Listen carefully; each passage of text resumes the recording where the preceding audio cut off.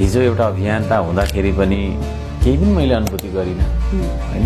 जस मैले काम गर्नुपर्छ चेन्जको लागि भन्ने लाग्थ्यो, त्यति मात्रै हो।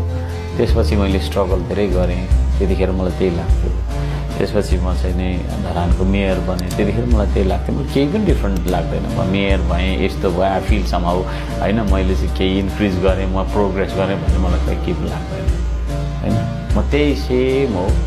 अनि त्यसले गर्दाखेरि अब भोलि योभन्दा माथि नै पनि गइहाल्ने भने पनि मलाई केही जस्तो पनि लाग्दैन। म तपाईँसँग यसरी नै मिजासिलो तरिकाले बोल्छु एज जति सक्दो। I will not change myself but I will change